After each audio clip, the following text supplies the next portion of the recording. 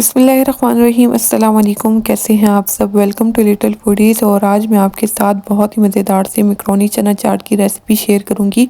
ये बनाना बहुत आसान है और बहुत ज़्यादा ये मज़े की बनकर तैयार होती है।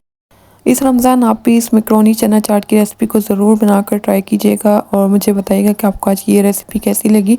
अगर आपको मेरी वीडियो अच्छी लगे तो वीडियो को लाइक कर दें, अपने फ्रेंड्स और फैमिली वालों के साथ शेयर कर दें और अगर चैनल पर नए हैं तो चैनल को सब्सक्राइब कर दें ताकि आइंदा आने वाली हर नई वीडियो की नोटिफिकेशंस आपको मिल सके।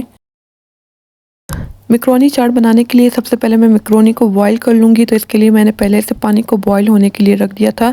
जब पानी में इस तरह से उबाल आ जाए तो इसके बाद मैं इसमें आधा चाय की चम्मच घी डाल लूँगी। आप इसकी जगह ऑयल का इस्तेमाल भी कर सकते हैं। आधा चाय की चम्मच में इसमें नमक डाल लूँगी और इसी के साथ मैं 1 कप भर के मैं इसमें मैक्रोनी डालूँगी। आप जितनी मैक्रोनी बनाना चाहते हैं उसके मुताबिक आप इसमें मैक्रोनी डाल लीजिएगा। इसके बाद इसको अच्छे से मिक्स कर लेना है और कवर करके 10 से 12 मिनट तक इसको पका लेना है। यहाँ पर मैक्रोनी को पकते हुए 10 से 12 मिनट हो चुके हैं और इसको मैं चेक कर लूँगी। यहाँ पर मैक्रोनी अच्छे से पक चुकी है। अगर मैक्रोनी थोड़ी सी सख्त होगी तो आप इसको मज़ीद 3 से 4 मिनट तक और पका सकते हैं। इसके बाद मैं मैक्रोनी को एक स्ट्रेनर में डाल लूँगी और उसके ऊपर ठंडा पानी डाल लूँगी ताकि इसका कुकिंग प्रोसेस रुक जाए। अगर आप मैक्रोनी को ज़्यादा देर के लिए रखना चाहते हैं तो आप इसमें 1 से 2 चाय की चम्मच तेल डालें, जिससे ये मैक्रोनी काफ़ी देर तक पड़ी रहेगी और एक दूसरे के साथ नहीं चिपकेगी। तो यहाँ पर मैंने इसके ऊपर 1 चाय की चम्मच तेल डाल लिया है और उसको मैं अच्छे से मिक्स कर लूँगी। यहाँ पर मैंने इमली ली थी जिसमें मैंने गर्म पानी डालकर इसको 1 से 2 घंटे के लिए भिगोकर रख दिया है और यहाँ पर इसका पल्प बिल्कुल तैयार है। जो इसका गूदा है वो मैं रिमूव कर लूँगी और इमली का गाढ़ा पल्प मैं एक सॉस पैन में डालकर इसको मीडियम फ्लेम पर पकने के लिए रख दूँगी।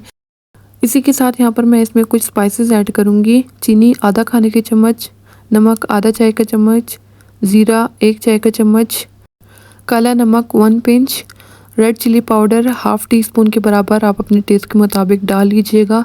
इसको मैं अच्छे से मिक्स कर लूँगी और इसके गाढ़ा होने तक मैं इसको पका लूँगी।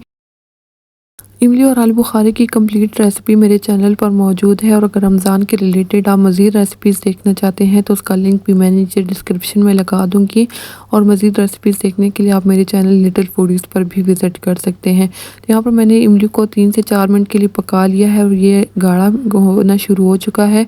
मैं इसका फ्लेम ऑफ़ कर दूँगी क्योंकि ठंडा होने के बाद ये मज़ीद और भी गाढ़ा हो जाएगा। तो यहाँ पर मैं इसका फ्लेम ऑफ़ कर दूँगी और उसको मैं ठंडा होने के लिए रख दूँगी।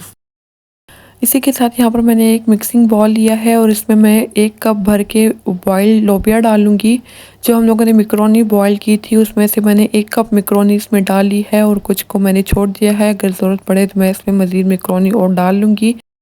2 दरमियाने साइज़ के बॉईल किए हुए आलू हैं जिनको मैंने इस तरह से क्यूब्स में काट लिया था।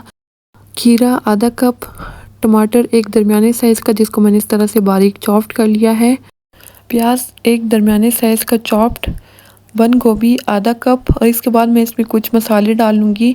चाट मसाला 1 चाय का चम्मच, नमक 1 चाय का चम्मच आप अपने टेस्ट के मुताबिक नमक डाल लीजिएगा। इमली का पल्प जो हम लोगों ने तैयार किया था 2 से 3 खाने की चम्मच मैं इसमें इमली का पल्प डाल लूँगी। सफ़ेद बॉयल किया हुआ चना 1 कप, बारीक चॉप्ड किया हुआ हरा धनिया आधा कप और इसी के साथ यहाँ पर मैं इसमें चिली गार्लिक का केचप डाल लूँगी। अगर आप डालना चाहें तो आप डाल दीजिएगा, नहीं तो आप इसको स्किप कर सकते हैं। इसके बाद मैं इसको अच्छे से मिक्स कर लूँगी और यहाँ पर हमारा बहुत ही मज़ेदार सा मैक्रोनी चना चाट बिल्कुल बनकर तैयार हो चुका है। यहाँ पर मुझे इसमें मैक्रोनी थोड़ी सी कम लग रही थी तो मैंने इसमें आधा कप मैक्रोनी मज़ीद और डाली है। इसको मैं अच्छे से मिक्स कर लूँगी और आप इसको टेस्ट कर लीजिएगा। अगर आपको नमक मिर्च कम लगे तो आप अपने टेस्ट के मुताबिक इसमें मज़ीद और डाल सकते हैं। तो आई होप आपको आज की मेरी ये वीडियो भी अच्छी लगी होगी। वीडियो अच्छी लगी हो तो वीडियो को लाइक कर दें, अपने फ्रेंड्स और फैमिली वालों के साथ शेयर कर दें और अगर चैनल पर नए थे तो चैनल को सब्सक्राइब कर दें ताकि आइंदा आने वाली हर नई वीडियो की नोटिफिकेशंस आपको मिल सके। अपनी ढेर सारी दुआ में मुझे और मेरी फैमिली वालों को याद रखिएगा। Thank you. अल्लाह हाफ़िज़।